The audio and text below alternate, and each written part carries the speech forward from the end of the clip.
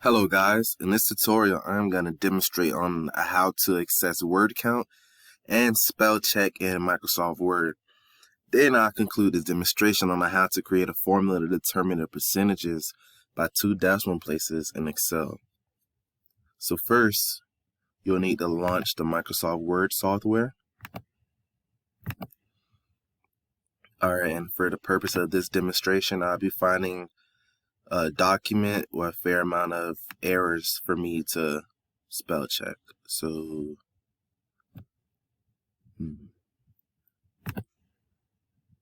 here you go. Alright, so first there's 2 ways to determine word count in Microsoft Word. The first way is you'll need to go to the Review tab.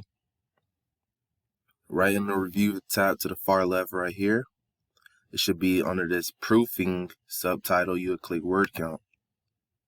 Right there, it'll tell you the word count, the pages, the characters with spaces and no spaces, and your lines and paragraphs. Second way to find a word count, you'll need to scroll to the bottom of the whole document right here. This is called the status bar. And the status bar will have the zoom in, zooming out option right here. And also to the far left, you'll have the page count along with the number count. And this is the easiest way to see it. So you don't have to go and be technical and go in the Review tab and log out of your document. You could just look to the bottom left and see, it'll tell you the exact number of words you have. And to find spell check, all you need to do, go right back to this Review tab.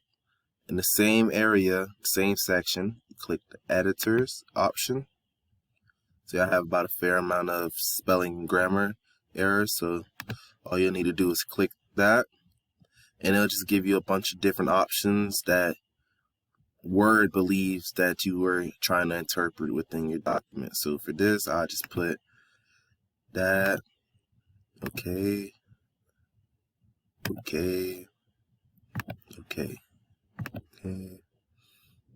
And all it's doing is just giving you suggestions. So say, for instance, Word could believe something like your name could be a spelling error. All you need to do is just put ignore once. So say if I didn't want to change today's, I could just put ignore once and it'll just go to the next one. Alright.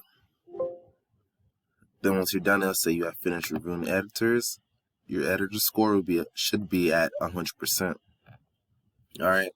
Now, I would need to launch Microsoft Excel. So to launch Microsoft Excel,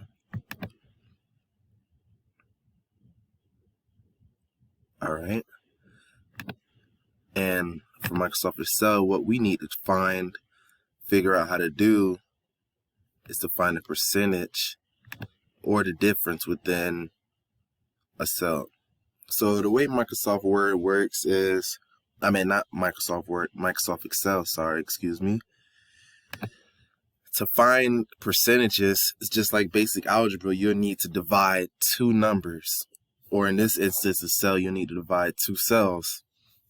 The problem with this is that Microsoft Excel doesn't understand the division sign. So to substitute for a division sign, you must input a slash. This slash right here, you need to put that. That would indicate to Microsoft that you want to divide, and by dividing 2 cells, that's how you will find a percentage. So first, in order to even start this, you must start a formula with always an equal sign. And whatever your formula is, save your formula as sum equal sign by, or average. You always have to put an equal sign. And those are just for like formulas that you might have to put a parentheses for. Say if you need to put sum parentheses A1 plus, or not even, say if I wanted to go A1 All right.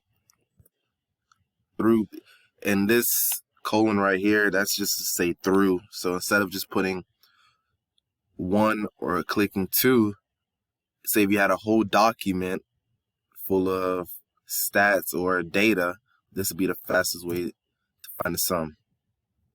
But anyways, like I said, back to percentages, what you'll need to do is put an equal sign, click cell A1 / cell B1 equals, and you're not done here.